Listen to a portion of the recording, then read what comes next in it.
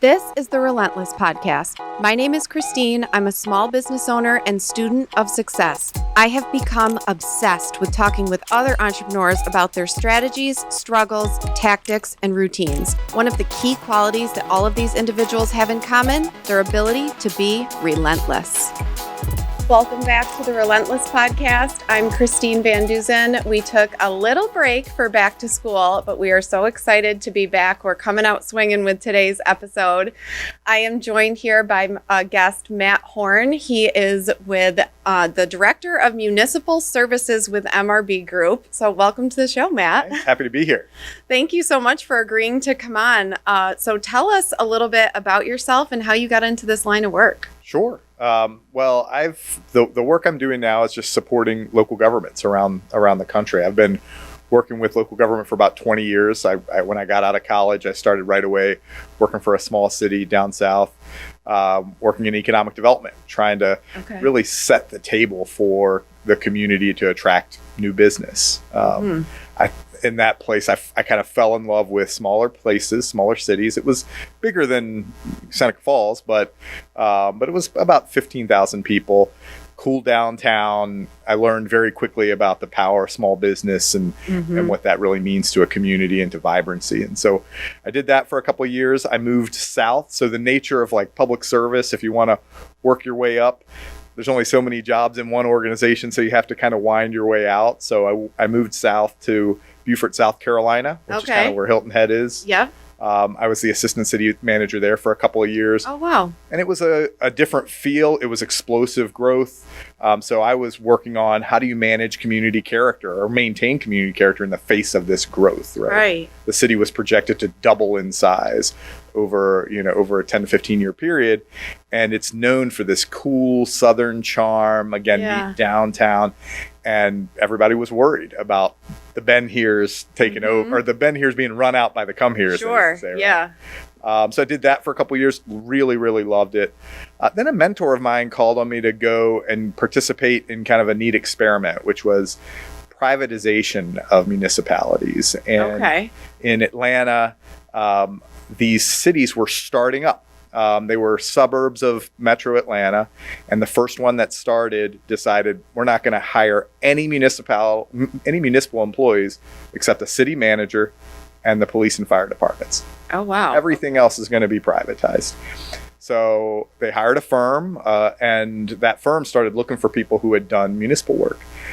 So I did that for a couple of years, and it was amazing. You're basically starting an organization from scratch. Yeah. Right? There's no municipal code. There's no zoning. There's no departments. We literally built City Hall from the ground up. Wow. And I did that 4 more times in Metro Atlanta with other startup cities. So in parallel, my private life was going gangbusters as well. I was married. I had a kid on the way, and so we started looking for some stability. Where could I be for a longer time? Where could we be surrounded by family? We had both moved kind of farther away from our families. Sure. And the Geneva city manager job opened up. And it was a chance. I'd never been a city manager. I'd been a department head and an assistant. And so I came to Geneva at what I say is the best possible time in history. I didn't think that way in 2008 as kind of the economy was going sideways, but you were, again, kind of starting from a base level. High vacancy rate in downtown, really struggles with the city and the town, struggles with the city and the college. And so it was a time to come in and kind of build some bridges with those organizations and create something cool. And put together a neat team and did that for about 10 years and just loved it. You get to a point, though, where you're doing it day after day in the same place, and you start to ask yourself, am I relying on muscle memory here? Am I just doing whatever I did the last 10 times on this project, or am I still creative? Right. And so I decided it was time to let somebody else take a shot at it, and went back into the private sector, first kind of doing what I was doing before with some startup cities. And then ultimately I was, again, insanity, doing the same thing over again, I was back on the road. I was traveling. I was far away from family. And I ran into the president of MRB Group, who had been the city of Geneva's engineer. And it's a very old firm. It's a 100-year-old firm. And he asked me what I was up to. And I told him, helping these communities figure out their finances, figure out their planning, economic development, how they're going to approach really revitalizing their city. And he was like, why are you traveling the country to do that? We could be doing that right here. And the way he framed it was, we'll spin up this organization, this local government consulting practice. We'll invest in you if you want to help us build it. And they did that. And that was 5 years ago. And I've been supporting local governments back in the Finger Lakes for that time, built a little bit of a government practice around economic development, planning, operational support, grants, those kinds of things. Sure. And it's been really successful. We've grown it really well. We just expanded in the last couple of years to Charleston, South Carolina, and Austin, Texas, but all doing the same thing. And I believe really strongly in this principle of start with why. And so very early in my time with MRB Group, I looked for my why, I looked for our why as a team, and it was, and kind of in the tagline, building stronger communities. That's really what we're about, is just helping a city or a community move from where they are to 10% better or 20% better, however they define that. Well, and your story is fascinating. And I'll be honest, I didn't know how any of this kind of behind the scenes stuff worked. And I always kind of viewed like the government and business as like almost opposing forces trying to, right? And it certainly can be. I sent a big tax check today, but tough day to have this interview. Yeah. No, but it's interesting because it's always, you send the check and then where is it going? What is it doing? What is it doing for my community? Am I just sending this, to Albany? What's happening here? And so I was so excited. I was asked to serve on the steering committee for the comp plan for Seneca Falls, which is how you and I met. And I mean, I remember saying, like, why do you guys want me on this board? I don't even know what that means. Can I get a definition? I'm like Googling stuff. And I mean, I really felt very ignorant going into the meeting, but it was so enlightening to see all these moving parts. And I mean, you would see like building stronger communities. And I just thought that was like a campaign slogan for someone. I didn't really understand all that went into developing a comprehensive plan and how the government and municipal, like how all of that works. So what is it from your background, or what's your passion? What was it that led you to this type of work? Yeah, it's a really fun story. I love to tell it. My father was a deputy sheriff. When I was older, he retired as a deputy sheriff. But when I was younger, he was the chief of police for a town that was 1 square mile. It was him and another part-time guy. And he would come home and talk about his engagements with the town council, like what the town council was up to. And I used to watch, when I was a kid, used to watch Andy Griffith and think that's kind of what my dad did for a living. Yeah. And it kind of was. A little bit. They would meet, and they would talk about these really nutsy boltsy things. Like somebody would say, hey, the garage needs a toolbox, and they would debate it for a few minutes. And I thought that was fascinating. Same as you, like, I just saw police cars roll down the road. I didn't think about somebody has to be working on them and all of these things. So as I got into college, I had a big idea. I knew I was in love with government because I'd been surrounded by it as a kid. And so I started to explore majors when I got into college, and I saw this. I'd never heard the phrase public administration before, but I started to go through the coursework, and it was this really cool mix of civics, effectively, right? Just state and local government stuff, and business, like the business of government, how we recruit people, how we manage people, how we deliver services. And so I really did fall in love with it at that point. I love getting under the hood with things and understanding how everything comes together. Right. And it was a way to practice kind of a business level acumen in a place where you're going to make a difference. And where it really, I worked a long time before I got to Geneva, but where it really came together for me in Geneva was the kind of place, the scale, where in local government, you pull a lever at City Hall and something happens. Right. Right. Versus working in state or federal government where you make a decision and it ends up in the code of federal regulations, that's this deep.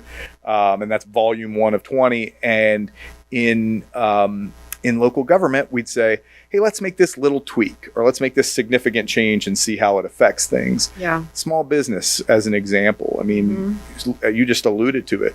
A local government or a state government can be the best friend a business ever has or the worst enemy a business ever has, right? And that's a choice, is my sense of things. When we were in Geneva, Mark Gearan, who's the president at Hobart and William Smith Colleges, used to call Geneva scrappy. It's like, you're scrappy, you're hungry. That changes the way you look at things. And so we changed this mindset from like an enforcement mindset to a facilitation mindset. Right? Like, how do we make these projects happen? How do we make these businesses click? In a strong market, you'll hear a planner say, I'm not here to design your project. I'm only here to tell you yes or no. In a place like Geneva or Seneca Falls or Waterloo, what you should be hearing and what I hear in our client communities is, how can we figure this out? Yeah. How can we make this happen? Right. We're not troopers here to keep the gate barred. We should be more welcoming. Right. Well, and it's, all of these small communities, we want more for the region, but I think it takes someone with that kind of experience and viewpoint to come in and say, okay, this is really the vibe that your region has. Let's hone in on that. How can we maximize that? Like, Geneva has always just had a great vibe, it's a college town and all these things. But it's almost like, when you were there and the transition, it's really just leaned into that. It's got such a great vibe. There's a feel in Geneva. And, we've talked about it on the steering committee too, where with like Seneca Falls, I mean, there are elements of really great aspects of the town, but we need to do something to kind of bring that together. And it's those are just things that I haven't really thought about. But I mean, you go visit someplace like Austin or you go to South Carolina, and there is a feel when you arrive somewhere. So it's an interesting thing to kind of step back and think, okay, what can be done to kind of do that? And that's where you guys kind of come in with your experience, data. I mean, you guys are very data heavy, which is great though, because you can really see this isn't just our perception. This is actually the way things are. So are you a numbers guy? Do you like going through all of that and kind of coming from things, or do you act on emotion, or a balance of both? Yeah, it's data is incredibly powerful, right? And the more I know about the numbers, the better decisions I'm going to make. Okay. As a manager and as a leader, it's my least favorite thing to get to, though, right? Right. I've got a team. When I was in Geneva, my finance team, and at MRB Group, our economic development and market analysis team, they are the folks who love that. They love unpacking it and pulling things apart and identifying trends and then thinking about what to do with those trends. I love getting it in a neat package that I can look at some high level graphs and say, yep, I see where we're going. Okay. And we're going to go that way. And when you have to have both, right? You have to have, I love leadership quotes, right? And so one of my favorite is, leadership is making decisions with incomplete information, right? You're not always going to have every bit of data that you need to move forward. Yeah. And if you can't make a decision based on incomplete information, you're an analyst, right? You're not even a manager. You're an analyst. And so, I think that a lot about gut, and we talked about it in the steering committee. We talked about your lizard brain, right? Your neocortex and your older brain, and your older brain is very very emotional and very it gets pulled to places where your values align and those things. And I'm much more of one of those people than an analytical person. But when we talk about places like Geneva, that kind of things click into place, and Seneca Falls, where we're trying to get them to click into place. Sure. For me, it's a matter of intentionality, right? And so where things really fired in Geneva was when we actually sat down and said, this is the direction we're going in. And we got the community behind it, we got the council behind it, and the staff was able to push forward it's all like Technicolor when you say, well, without any problems. There was always problems. Sure. There's always room for interpretation. Yeah. Where Seneca Falls and other communities are really going to rocket ahead is when that vision comes together, and when everybody gets on board with the vision.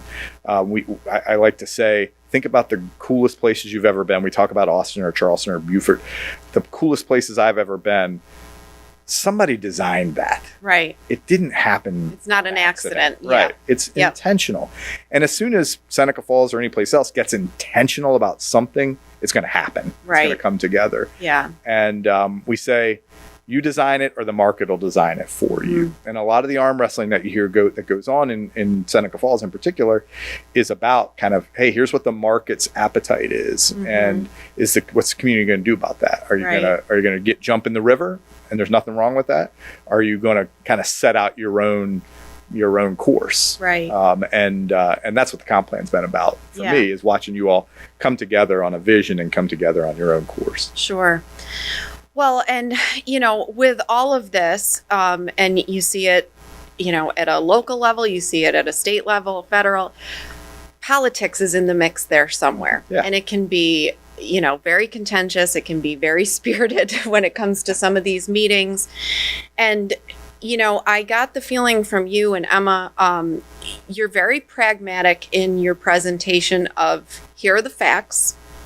This could go one of two ways, and you kind of lay it out there. And, you never really are leaning in too hard one way or the other with your personal biases. At least it doesn't come across that way. Is that difficult for you to separate out any personal feelings you have, or are you just so used to looking at each project as it is and leaving politics out of it?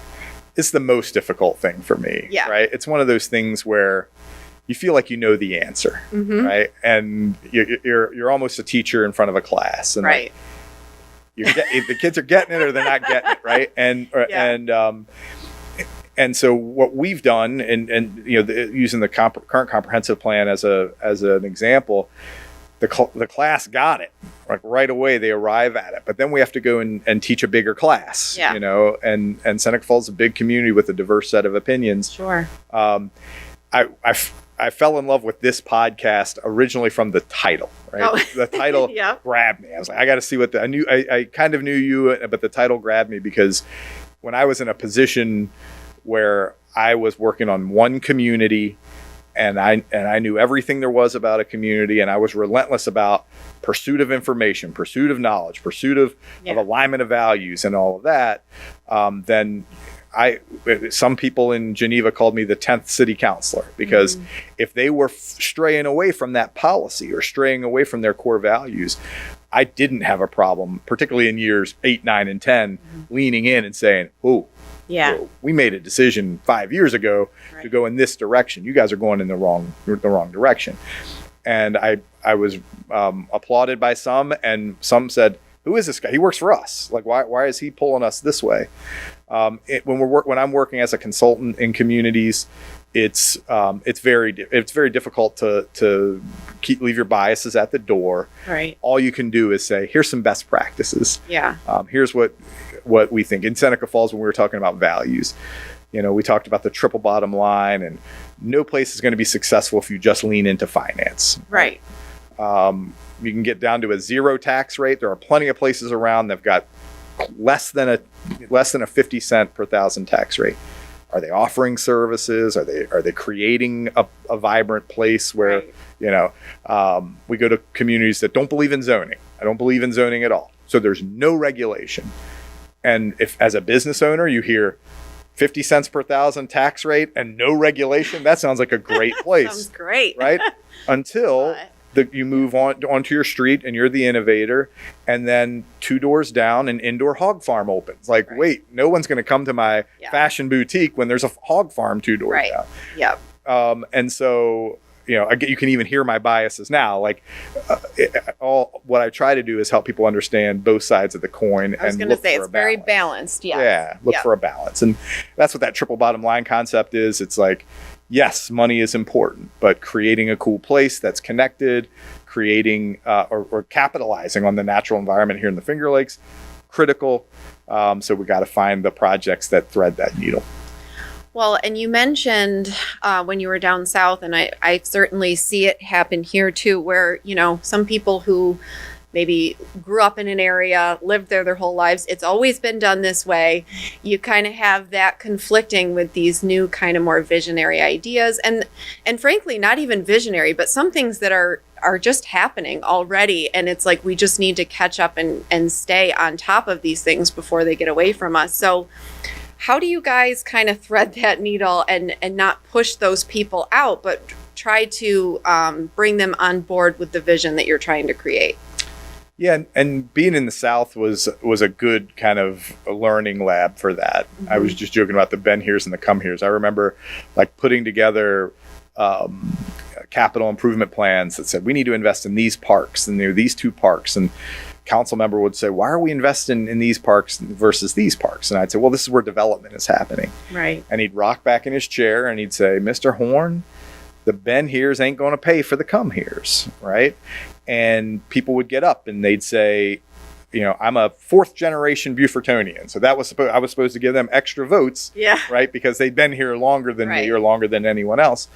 In New York, I found those appetites to be a little bit different just because there's been so much distress. The South has had this like bloom in the last 50 years, and New York has really struggled in the last 50 years with globalization of industry and kind of hollowing out cities.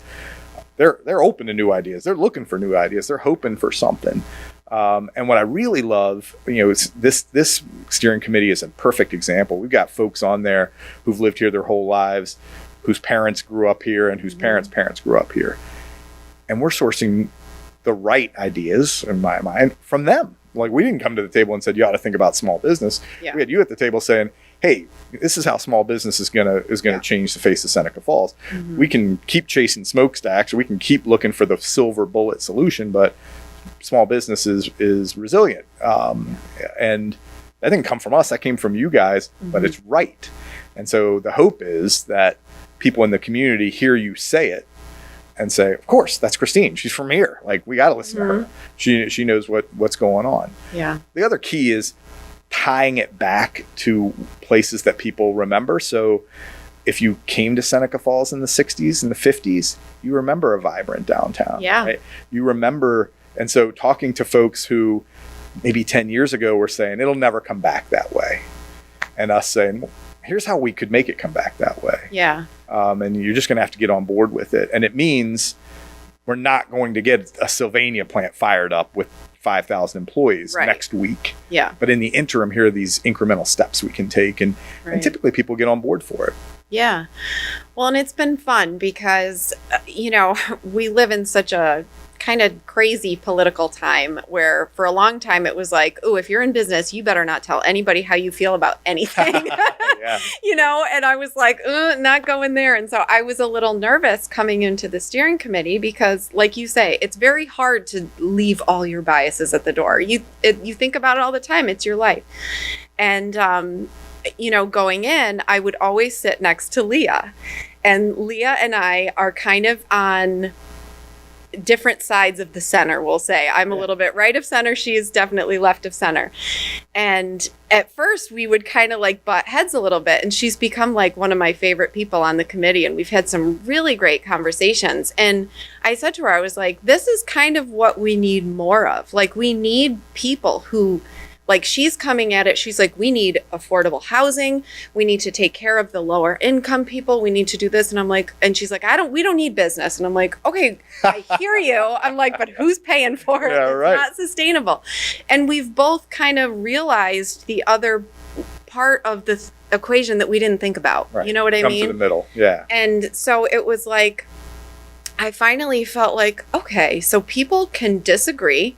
They can have completely different perspectives and completely different priorities, but come to the table and have these kind of conversations. Like, I really caught the bug doing this. I thought it was just so powerful. And again, it's a steering committee in Seneca Falls. I know it's not huge impact, but, it's like the ripples of change thing where, I feel like that's the only way we're going to get anywhere is if people can kind of communicate in a way with a somewhat of a common goal and not just say, well, I've been here and we've been doing it this way. And, And the great part about watching that take place is you get people who come in from, if I'm talking to a town manager or a village manager in a comp plan, kickoff, they'll say, well, we need a chair and we need rules of order. And I'm like, you're going to be so impressed. Like, these people are just going to figure it out. Yeah. And I haven't worked on one of these projects so far where what you just described didn't happen, where people just figured each other out. Now, even on this steering committee, there's some outliers, right? Some people who were, who had strong opinions on one side and I'm not moving an inch, and some who didn't. But there were plenty of people in the middle who listened and understood the opposing viewpoint. For me, I can be a very practical guy. Right. I can be a very pragmatic person. And so I need people like Leah around me who can say, here's what's possible. Yeah. Here, did we think of this? And tell me why we can't do this. And she's open-minded to the point of, here's why we can't do it. But if she puts out 1,000 ideas, I can't shut down 1,000 ideas. I've got to, I've got to at least think through them. And so I love surrounding myself with those people. And I love feeling like you felt. Like, I love feeling myself getting pulled a little bit off of my foundation. One of the things that used to frustrate me, and I watched a little of it happen in Seneca Falls.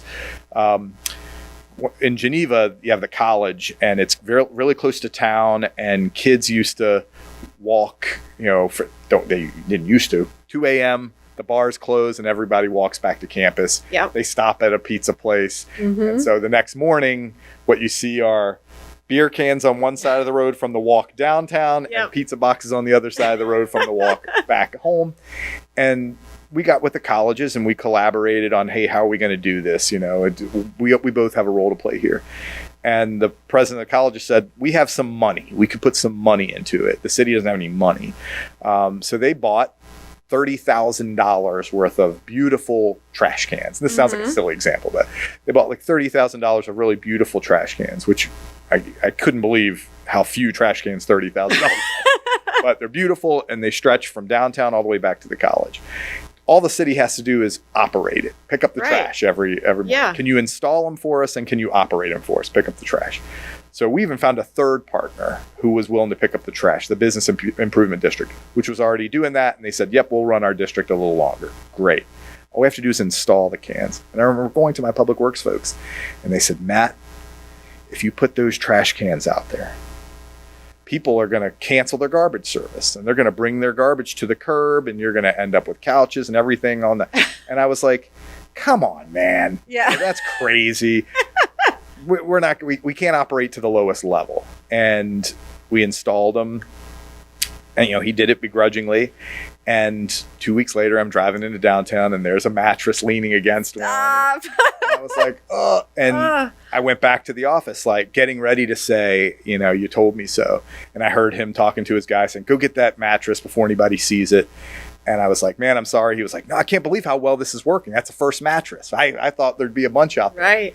And so he was moving and I was moving, but it was only because somebody was willing to step in and say, all right, let's come up with a solution here. Right. And that's, we can't be super pragmatic all the time, and we can't be whimsical all the time, but we need both those voices at the table.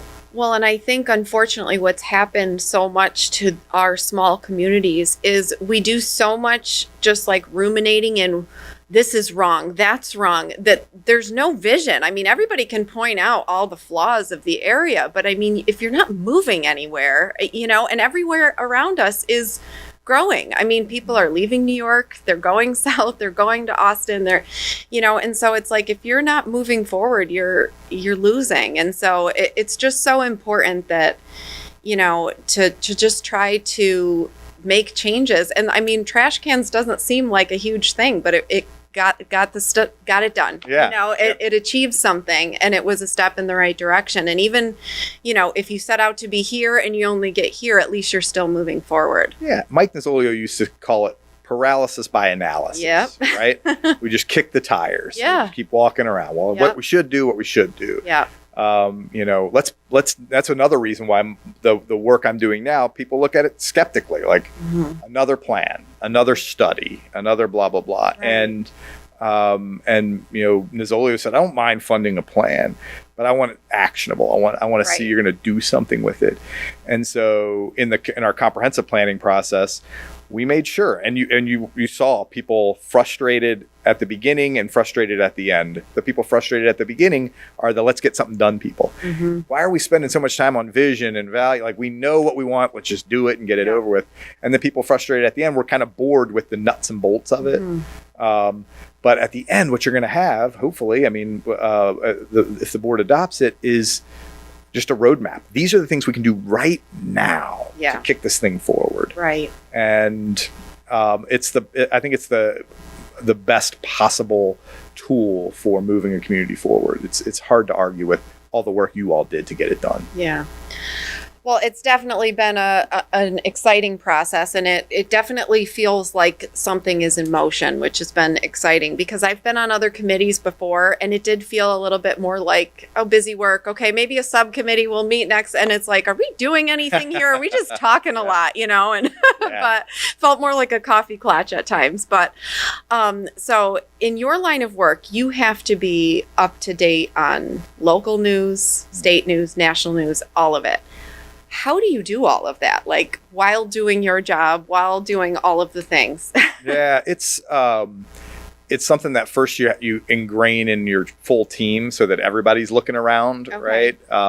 So I've got 4 division heads, and all of them are kind of excited about that, right? Okay. They want to know what's going on in their communities. They want to see something move. So first, I just kind of empower and charge my team with knowing what's going on in their part of the world. Okay. Whether it's geographically, or the other thing about local government is things are always evolving from a best practices standpoint, right? So short-term rentals, that wasn't a thing 10 years ago. We had to learn about it. Then we had to apply planning principles to it to say, all right, how would we solve this problem? Mm-hmm. What are the problems that the solution causes? Like, all these different things. And so we invest a ton in professional development.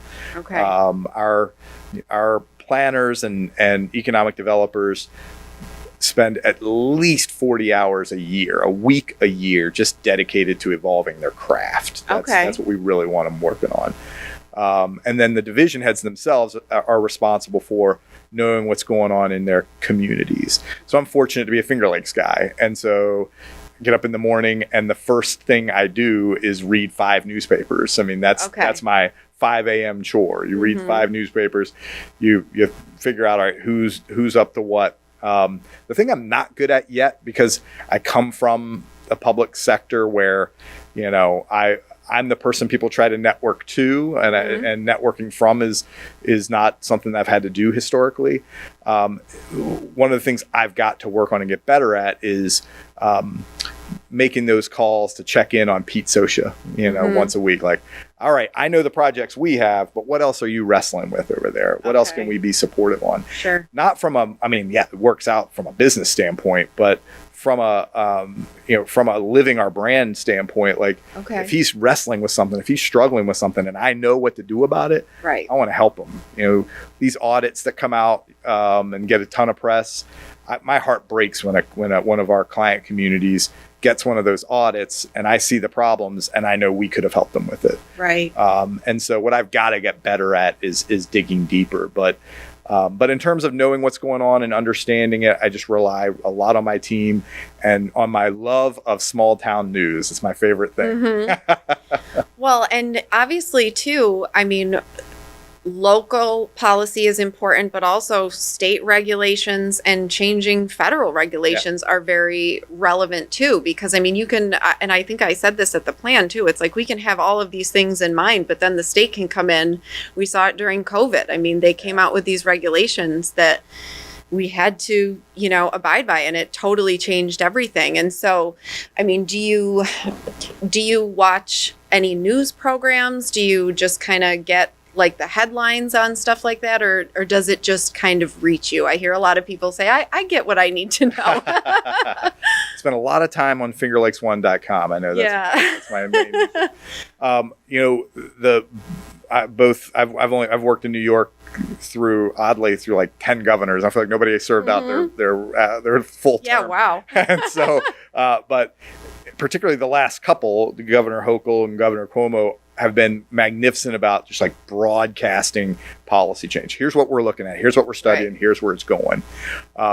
A good the COVID example is a great one. Like, yeah, there were a lot of regulations and government was held to those, like masking and all of those things and sanitizing parks. And so we were out helping our communities understand those regulations as we were learning them on the fly. Like literally, we wake up in the morning. Here's the new stuff.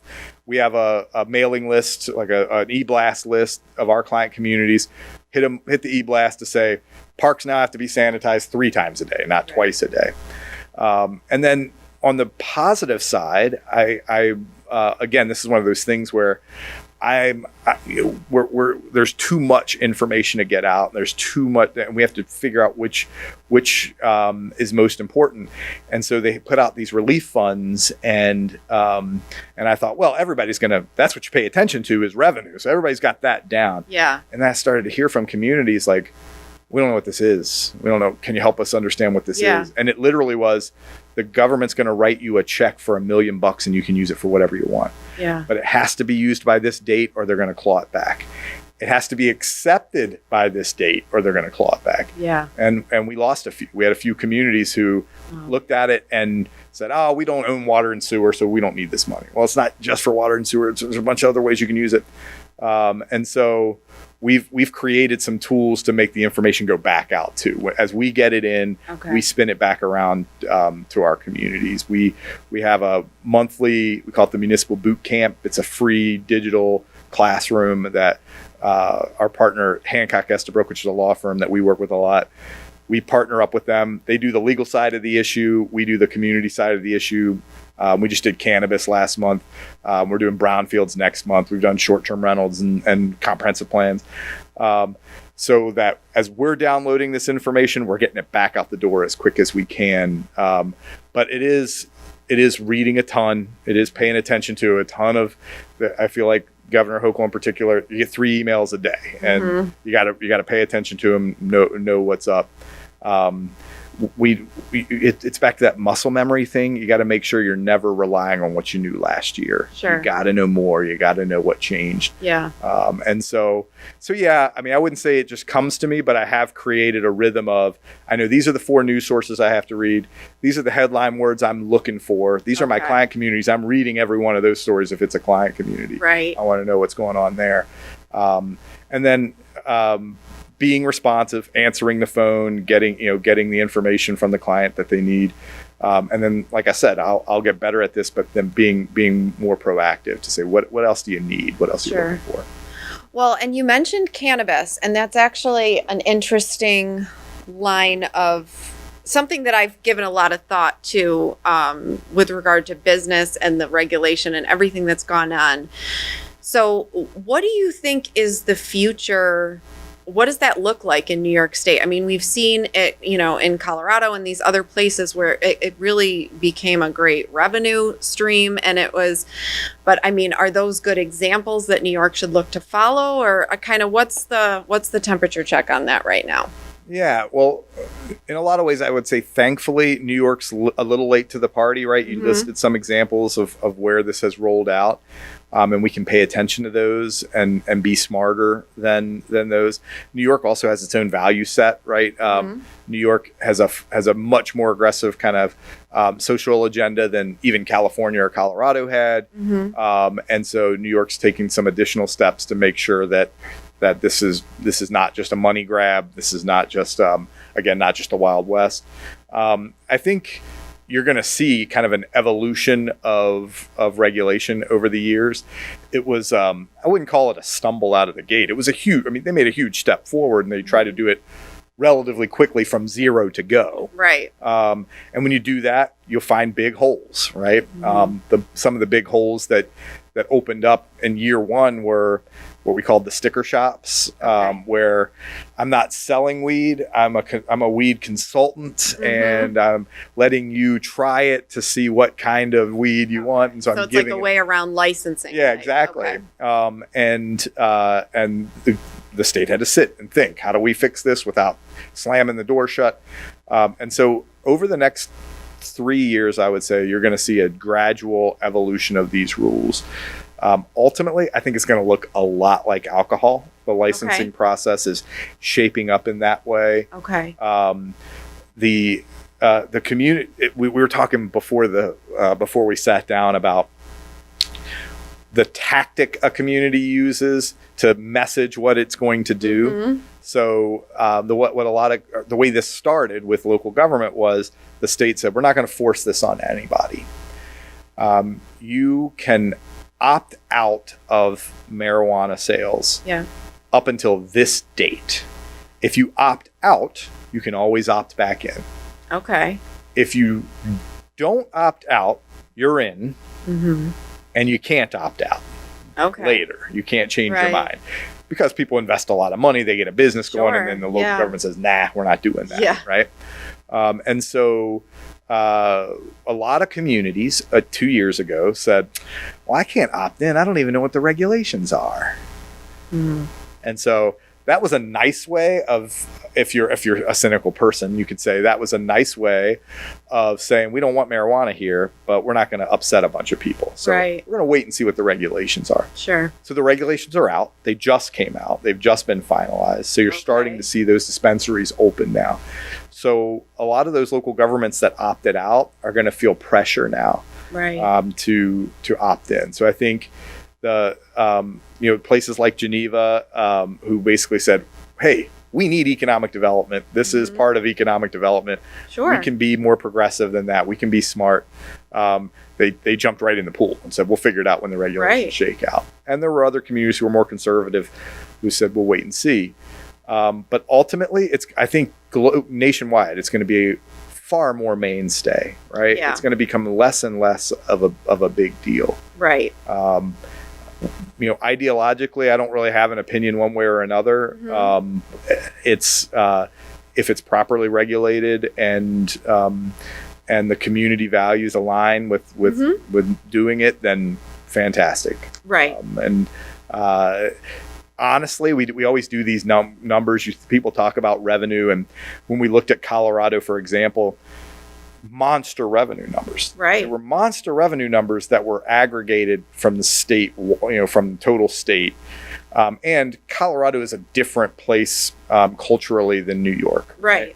When we put and I don't have the calculations in front of me, obviously, but we put some of the calculations together to see what it really meant to a local government revenue-wise. Okay. It wasn't as substantial to a Seneca Falls or to a Geneva as it might be to a New York City or certainly to the state globally. Because it's New York calls itself a home rule state, which means municipalities get to choose how to govern themselves within incredibly tight boundaries. And the state set up some pretty tight boundaries for how we're going to collect revenue. So you don't have a say in the rate. The state has set the rate. Okay. You only get a piece of the rate. And it's small enough that it's not onerous on the seller. And so that translates into you'd have to have a marijuana emporium in Seneca Falls to make $100,000 a year. That's not the revenue you're going to see. Okay. Well, and so from your perspective, I know you've worked in a lot of communities in the Finger Lakes region. So do you see any other upcoming trends or business? I listened to you on another podcast where you talked about agritourism, which was a new word I learned, which was nice. Talking about like pumpkin patches and our wine trails and all of those things. So, do you see any other booming industries coming up? It's for me, it's always been about smaller businesses, right? And what I'm seeing now, there was just a great report. I think Bloomberg put out a report at the beginning of the pandemic. There was this mass exodus from the cities, and people moved this way, right? And that's what caused a ton of the upward pressure on housing costs. In the region. Everybody expected that to die off once kind of return to normal happened. I wouldn't say we're at normal, but we're 65% of the way to normal. And it hasn't slowed down. Right. There's still this out migration. Now it's not coming this way. It's not we're not seeing a wave this way as we would have hoped to, for a couple of reasons.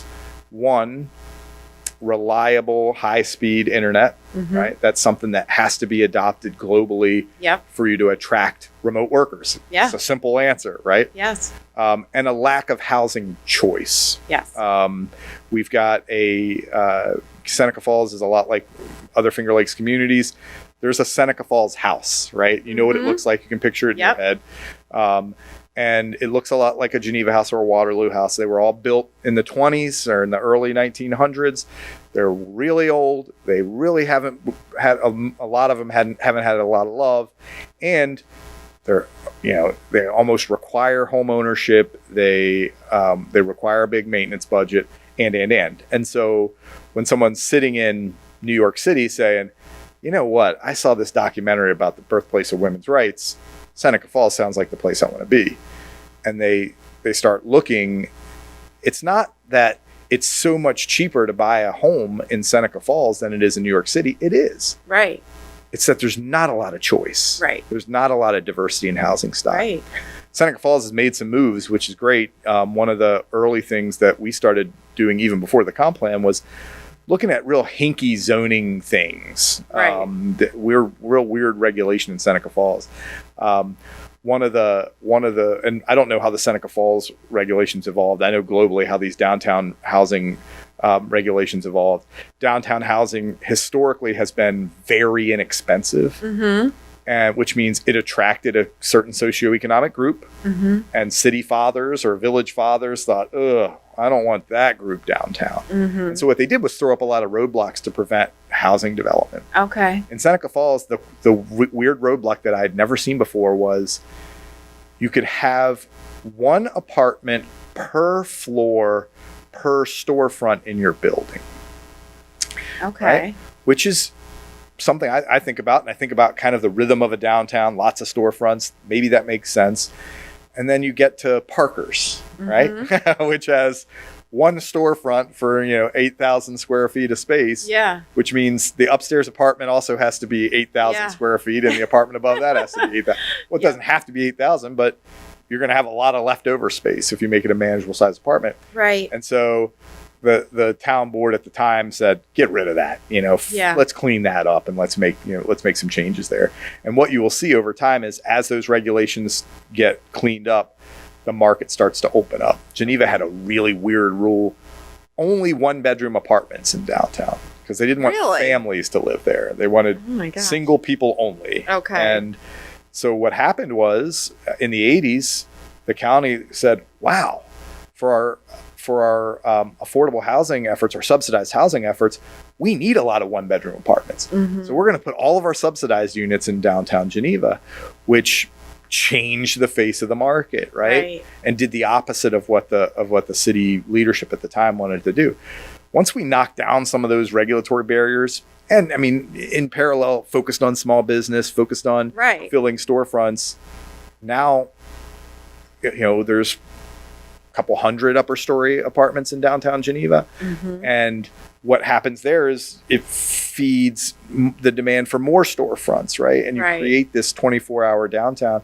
What we tell people, if you own a downtown building, the first thing you do are the upper stories. Don't start with the storefront. Right. Get market rate apartments in the upper stories, and people are going to be beating your door down to get a newsstand or a restaurant or whatever on that first floor.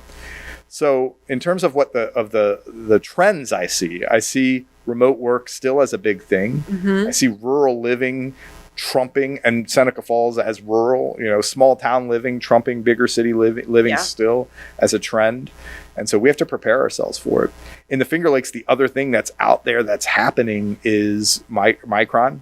And again, as much as I'm not a fan of silver bullet solutions, Micron, if it's built to the scale that they're pitching, is going to have a major effect as far out as Seneca County. Okay. So Seneca Falls should ready itself to be the hometown of a lot of those people who work for Micron or Micron suppliers. What we know is people who make over $100,000 a year are willing to drive 60 minutes to work. Right. That's a nationwide standard. Right. And a lot of the Micron workforce is over $100,000 a year.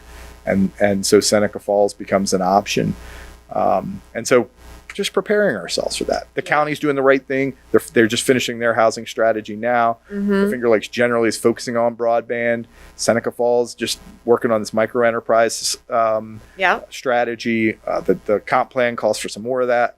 So I think you're really positioning yourself to do something cool. Yeah. Well, it's exciting, and you make it all sound very exciting. I want nothing more than to see the realized potential for this area. There's just so much, and I feel like we're close on so many things, and it's exciting for me. You know, my store is in downtown Seneca Falls. Our neighbor Brad, I actually went to high school with him. He was on the show, and he has a vision, and I think we can achieve that vibe, not like Geneva, but a similar thing where there's a feel to it, and there's really unique places. One thing that I hate is when people come to my business and they're like, this is amazing, now where else do I go? And it's like, and you just want to give them this like amazing list, and we have some really great ones, but I would love to see more, and I'd love to be a place that when someone's considering where to live in the Finger Lakes, they're like, oh, definitely Seneca Falls, I've heard about that, or something like that. So I mean, I loved listening to you and Brad talk, because you could feel the ecosystem developing, right? You could feel the dominoes starting to fall. One thing we didn't mention that, again, Seneca Falls really has going for it, the school district, that's a big deal. Yeah. People will move to a place just for that, sure, but they won't stay there just for that. So you got to give them something that's sticky. Yeah, absolutely. Well, Matt, this was fantastic. Like I say, I love how you nerd out on all this stuff, because it is totally new to me, and it's just opened up a whole line of things. And actually, one thing I didn't get to ask you about that I think is valuable for our listeners is, how important is it for businesses to find out about grant opportunities? Because that's something that, again, I was a little bit naive to, and I didn't realize, what can be done with the utilization of grants. So what would be the first step, and how important is that for a business to consider? Yeah, you gotta connect yourself to the people who are engaged in it a lot. And so I always say, figure out who's doing economic development in your community. In Seneca Falls, you've got the Local Development Corporation. Yep. You've got the Seneca County IDA and the Seneca County Planning Department. If you're new to the town, you're just opening a business, or you're thinking about it, or you're thinking about buying a building, talk to all three of those groups to find out what's out there, what's available. Because to your point, with respect to small business, everything from the building itself and readying the building for your business, all the way down to this micro enterprise program, will pay payroll. It'll buy employees. It'll buy merchandise. It'll buy a POS system, signage. And so making sure that people understand that. But it's impossible for you to know as a small business owner just independently. Right. You have this network of resources. Find out who they are and stay connected to them, because they want to help you out. You're part of their report card. You staying in business is part of them demonstrating to their bosses that they've been successful. And it's important on the community level as well, because the more success that a grant program has, like if the micro enterprise goes very well, it might be something the community can reapply for. And Absolutely. So it's kind of a piece of that whole puzzle then. I think Geneva's in round 6 of micro enterprise. Wow. So $1.5 million worth of grants to small businesses in that community. Yeah. So absolutely. And that's so hopeful, because, it's like I say, there are all these moving pieces, and I feel like we're getting closer. So, yeah. Well, thank you so much for this. I appreciate you coming in. I know that you are so busy, and we actually have a planning session tonight for our committee, so that should be interesting. But if anybody wants to find out more about you, about MRB Group, where do they go? Yeah, so MRB Group is simple, mrbgroup.com. We set off a little resource page for local governments called smarterlocalgov.com. Okay. That's got a lot of resources and information particularly for small towns and rural communities who are struggling with a particular issue. You can catch me anytime, matt.horn@mrbgroup.com. Excellent. Well, thank you again so much for being here. And guys, if you liked this episode, please share it, like it, and be sure to follow us on socials. We'll see you next time. Thanks for watching and listening. Be sure to follow us on all the socials: YouTube, TikTok, Instagram, and Facebook.